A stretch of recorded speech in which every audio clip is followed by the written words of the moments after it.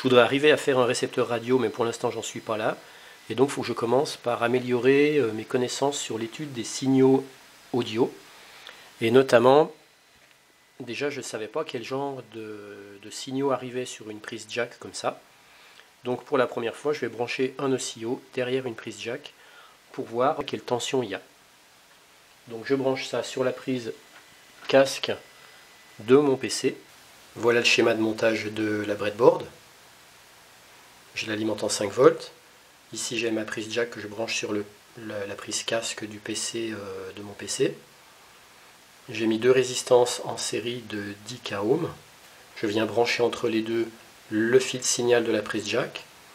Le ground de la prise jack, je le relie au moins de mon circuit.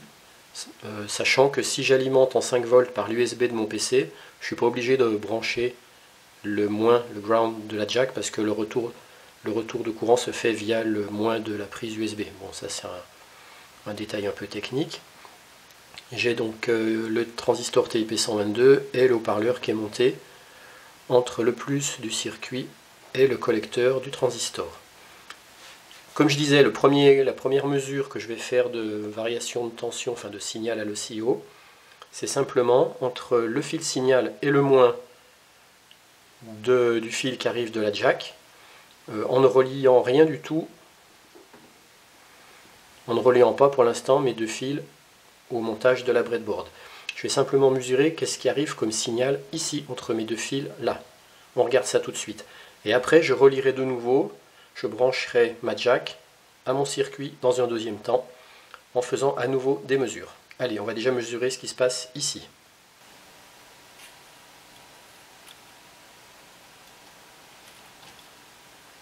Je viens donc débrancher, voilà, mes deux fils de la prise jack du casque audio de mon PC. Et on va mesurer le signal qui sort en mettant bien sûr de la musique. Mais sauf que du coup la musique vous ne pourrez pas l'entendre parce que forcément quand je branche la prise casque de mon PC ça coupe le son des enceintes. Donc vous ne verrez que la forme du signal mais vous l'entendrez tout à l'heure. Voilà, donc là je viens de remettre en route la musique. Le fil signal c'est le blanc. Donc hop. Et le ground c'est le noir. Et voilà mon signal sur le CIO. Donc je vais zoomer pour que vous voyez mieux. Voilà le signal qui sort de la prise jack.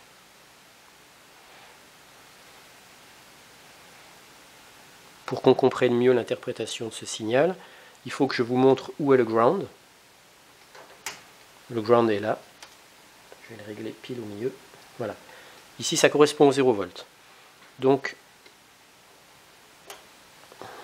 on voit que le signal oscille bien autour du 0 volt et dans des proportions, là il est réglé de façon à ce que un carreau corresponde à 0,5 volts. Donc je vais augmenter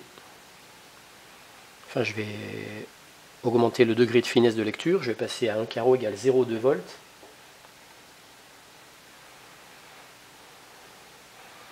Et on voit que la tension oscille bien autour du 0 volt en allant de plus 0,6 à moins 0,6 volts à peu près. Alors en fait la tension va dépendre de l'intensité, du réglage du volume sur mon PC. Si je me mets à 0,1 volts, là ça sort de l'écran, puisque un carreau fait 0,1 volts. Et ça dépasse. Parce que là, je peux lire que de 0,1, 0,2, 0,3, 0,4, de plus 0,4 volts à moins 0,4 volts. Et en fait, ça va au-delà, donc il me manque une partie de la lecture. Donc pour voir tout mon signal, il faut mieux que je revienne à 0,2. Comme ça, là, je peux voir de plus 0,8 à moins 0,8. Ce qui était important de voir, c'est que la tension oscille bien autour du 0 volt. Quand on se branche directement sur les fils de la jack. Maintenant, on va voir ce qui se passe dans le montage que j'ai fait. Quand je relie ma jack à la breadboard, Du coup, qu'est-ce que devient le signal sans condensateur? Parce que le but pour moi, c'est d'apprendre à me servir d'un condensateur comme barrière entre un courant alternatif et un courant continu.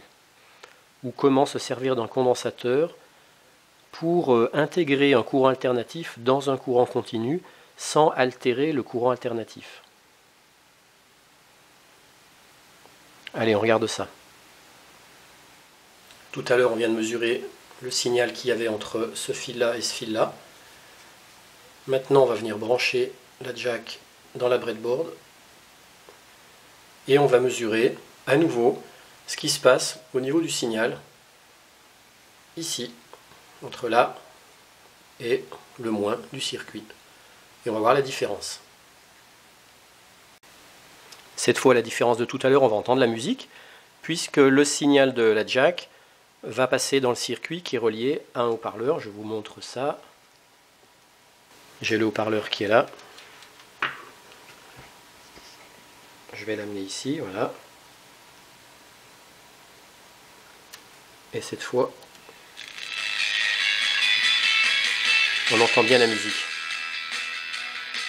Et je viens mesurer à l'oscillo ce qui se passe entre le moins du circuit et le fil du signal qui, cette fois, est relié à la breadboard.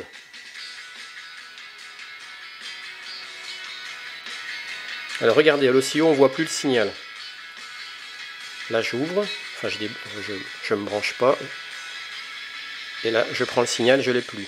Alors c'est normal, parce qu'il faut que je change l'étalonnage de l'oscillo. Il va falloir que, là je suis hors de l'écran. Donc je récupère mes deux mains. Je vais changer l'étalonnage du 0. J'avais fait en sorte de mettre le 0 au milieu de l'oscilloscope, au milieu de l'écran. Bien là je vais le descendre, parce qu'en fait quand je me branche, le signal il est hors de l'écran, il est par là-haut. Donc je descends le 0 volt. Je le mets presque tout en bas. Je vais zoomer pour que vous voyez mieux. Voilà. Je me remets en mode lecture. Et maintenant, je viens refaire mes branchements. Et voilà. Et vous voyez, je ne suis même pas assez descendu. Il est encore un peu hors écran. Donc je vais encore le descendre un peu plus. Je vais le mettre au minimum. Voilà, tout en bas. Voilà. Là, on a récupéré notre signal. Et cette fois, on voit qu'il oscille pas autour du 0 volt. Mais vu que 1 carreau fait 0,2 volts, eh bien, il y a 1, 2, 3, 4, 5, 6, 7 carreaux. 2 x 7, 14. Il oscille autour du 1,4 volts. Je vais changer l'échelle. Je vais mettre 1 carreau égale 0,5 volts. On verra mieux. Voilà. On voit bien qu'il oscille autour du 1,5 volts. Et je vais vous montrer ce que ça veut dire, parce que c'est vachement important. Sachant que je rappelle que là, pour l'instant, je n'ai aucun condensateur. On va essayer de comprendre qu'est-ce que ça veut dire. C'est assez logique, puisque en fait, là, je me suis amusé à mesurer les tensions qu'il y avait aux bornes de cette résistance-là, aux bornes de celle-là, entre la base et l'émetteur de ce transistor. Et en fait, j'ai 3,5 volts à peu près ici, 1,3 volts à peu près ici. Donc ça veut dire qu'entre là et là, j'ai du 1,3. Et comme ça, c'est aussi relié en parallèle de ça, ça veut dire que ici, je me retrouve avec du 1,3 volts. Ce qui correspond justement à la tension autour duquel mon signal oscille. Et ben c'est logique parce qu'en fait, je viens de brancher ma jack sur une zone où il y a du 1,3 volts. Alors je fais un petit schéma comparatif. On voit ici tout à l'heure mon signal au niveau de la jack seule, quand c'est relié à rien du tout. Qu'est-ce qui se passe? Ben, le signal oscille autour du 0 volt entre plus 0,8 et moins 0,8 volts. Mais quand je viens brancher ma jack et que je la relie à la breadboard sans condensateur, et bien comme le fil du signal se retrouve branché sur un segment qui a du 1,3 volts à peu près, et bien du coup mon signal il va osciller à peu près autour du 1,5 volts ou 1,3 volts. Et on retrouve bien les oscillations de plus ou moins 0,8 volts, mais au lieu d'être autour du 0, c'est autour du 1,5.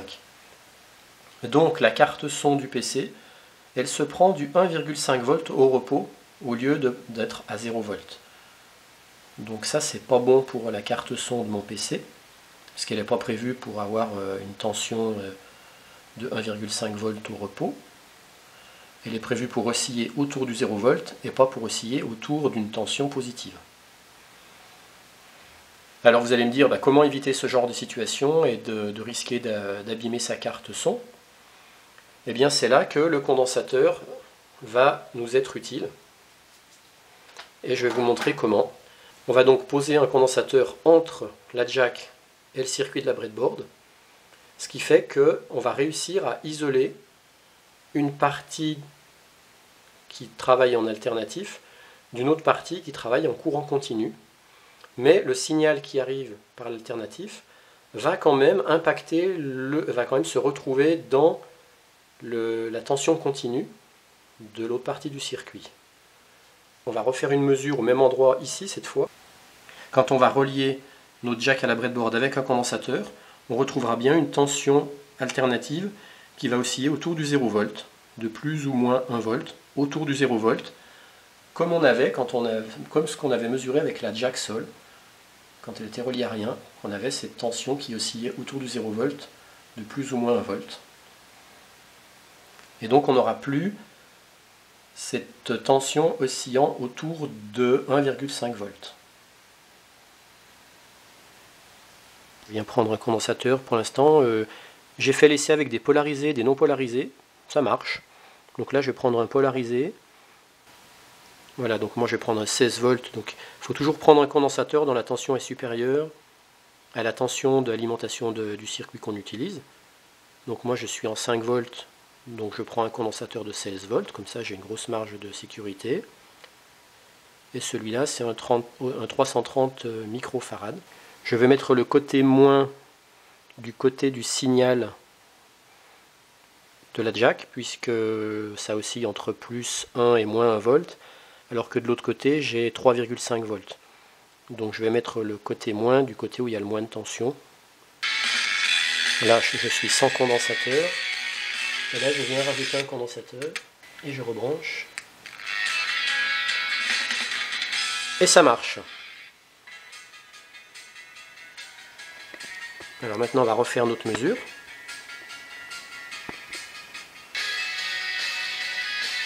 Et voilà, cette fois je retrouve bien mon oscillation autour du 0 volt. Il faut que je remonte l'étalonnage au milieu de l'écran. Et je me rebranche. Et voilà. Donc cette fois ça veut bien dire que ma carte son ne se prend plus du 1,5 volt en tension de repos. Donc je n'abîme plus ma carte son. Mais tout en conservant mon signal sur le haut-parleur. Alors maintenant on va aller faire des mesures de signaux plus loin dans le circuit. Je vous explique tout ça. Voilà, donc là je viens de mesurer entre ici et là. Et bien maintenant on va aller mesurer le signal ici, entre ici et là. Et puis tout à l'heure on ira faire aussi une mesure de signal peut-être là ou là, enfin ça doit être pareil, entre là les 0 ou là les 0. On va regarder ça, je suis curieux de découvrir ça en même temps que vous. Donc maintenant on va mesurer, là j'étais d'un côté du condensateur, du côté du fil du signal de la jack. Maintenant je vais mesurer l'autre borne du condensateur et je pense que je vais retrouver ma tension comme tout à l'heure. À mon avis je vais retrouver celle-là, celle-ci. On va regarder ça tout de suite. Là je suis sur une borne du condensateur qui est la borne côté signal. Et maintenant je prends l'autre borne du condensateur côté breadboard. On peut dire que donc là on retrouve notre signal alternatif qui est venu s'ajouter à un courant continu. Et là je repasse côté jack. Et là on a simplement notre signal alternatif qui n'est pas impacté par le courant continu qui est de l'autre côté du condensateur. Ça revient à dire que le condensateur a bien fait office de barrière isolante entre un courant alternatif et un courant continu. C'est pas facile à expliquer, mais c'est un petit peu comme si on avait ici notre circuit qui arrive de la jack, ici le circuit du côté de la breadboard, avec ici le condensateur qui fait office d'isolant, et on retrouve notre signal de tension qui oscille autour du 0 volt là. Et ben voilà un peu une image de ce qui se passerait. D'un côté du condensateur, on a un courant alternatif qui oscille autour du 0 volt, et de l'autre côté du condensateur, on a un courant qui alterne, mais qui n'alterne pas autour du 0 volt, mais autour du plus 1,5 volt. Et le signal qu'on a là, c'est exactement le même qui vient se greffer là-dessus. Et tout ça grâce au condensateur. Puisqu'on n'aurait pas de condensateur, et bien tout en branchant ici notre prise jack sur la carte son qui normalement est prévue pour envoyer ce signal là, et bien sans condensateur, on se retrouverait avec la même chose ici vers la carte son, alors que normalement elle est prévue pour fonctionner comme ça. À 0 volt, elle se retrouverait ici oscillante autour du 1,5. Maintenant, je vous propose d'aller mesurer le signal qui se trouve ici, donc amplifié par le transistor TIP122. Je vais donc venir chercher mon signal ici. Hop, voilà, ça je n'ai plus besoin. Je remets la zik.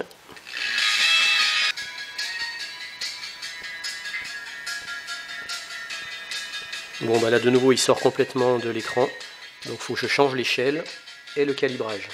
Là je vais déjà passer à 1 carreau égale 1 volt.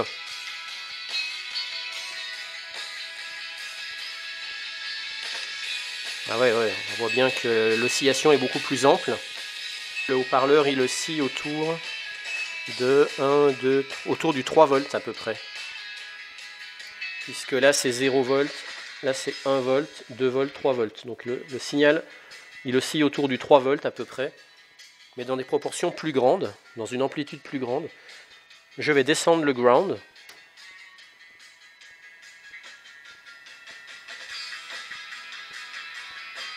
Je le branche, voilà. Et on voit que la tension elle oscille de plus 2 et moins 1,5 à peu près.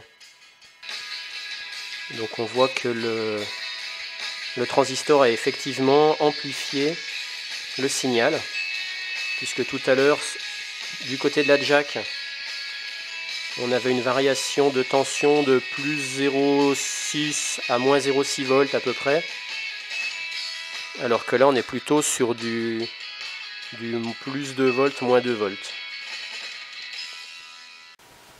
Pour information, l'essai, là je l'ai fait avec un transistor, comme je disais tout à l'heure, un transistor polarisé de 330 microfarads.